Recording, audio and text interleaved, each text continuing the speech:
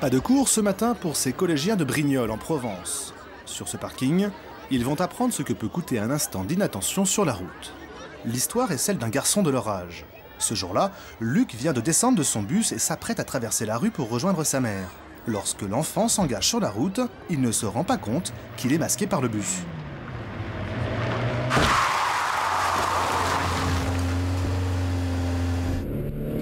La voiture qui arrive respecte les vitesses 50 km/h, mais elle ne peut l'éviter. Le choc est fatal.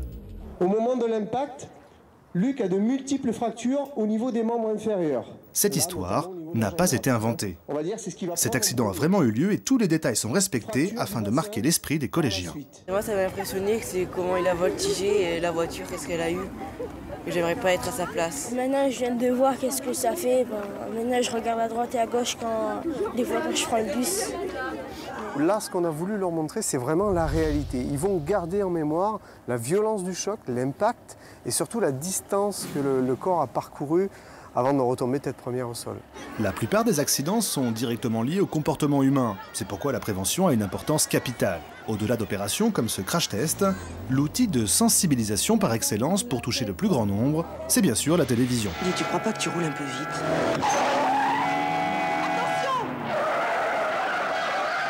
Depuis 1973, la sécurité routière éduque les usagers de la route via le petit écran. Les campagnes se succèdent, mais on évite les images chocs, bref, on tourne autour du pot. Alors dans les années 70, on a une communication qui est gentillette, c'est-à-dire qu'on montre une situation, je dirais pas que c'est le monde des bisounours, mais on ne voit pas du tout de situation d'accident. Ces quelques secondes de vitesse vous ont été offertes par la sécurité routière. La vitesse, oui, mais pas sur la route. Vous venez de boire. À partir des années 80, les publicités se cantonnent à des déclarations de bonnes intentions. Des tests d'alcoolémie sont en vente dans les grandes surfaces, les pharmacies, les bureaux de tabac et les stations-service.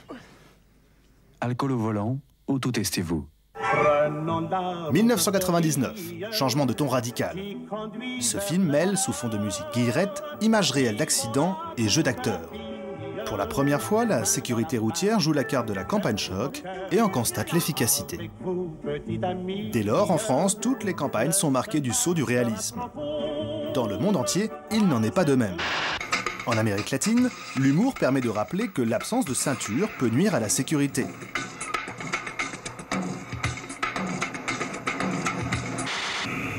Au Japon, les petits écoliers apprennent à se méfier des voitures grâce à des dessins animés. Et au Burkina Faso, il est possible de cracher depuis sa mobilette, mais pas n'importe comment, et surtout pas en roulant. En crachant, et utilise une voie qui est tolérée. Suivez plutôt. Derrière ces murs, des chercheurs étudient le comportement des usagers de la route. Ils veulent savoir comment et pourquoi les accidents se produisent. Aurélie est psychologue à l'Institut des sciences et technologies des transports. Bienvenue. Bonjour. Aujourd'hui, elle effectue des tests de traversée de rue. Donc bienvenue dans le simulateur piéton. Pour cela, elle a besoin d'un piéton cobaye. Le testeur porte un casque, mais pas pour se protéger. Le casque est en fait muni de capteurs qui permettent au simulateur d'insérer le piéton dans une rue virtuelle. La machine reproduit finalement différentes conditions de circulation. Le cobaye passe d'un trottoir à l'autre. Comme dans une vraie rue, il risque de se faire renverser. Wouhou! C'était un petit peu court. Ce type de test permet de comprendre comment et pourquoi les piétons se mettent parfois en danger. Et certaines catégories de la population s'avèrent particulièrement mauvais élèves. Par exemple, les seniors sont plus vulnérables et ont plus d'accidents de traversée de rue, notamment au-delà de 75 ans, de par une vitesse de marche qui est ralentie, de par une prise de décision qui est plus lente, mais surtout de par des prises de risques plus importantes. À partir de ces tests, le laboratoire propose des aménagements de trottoirs ou de rues, spécialement pensés pour réduire le risque d'accident.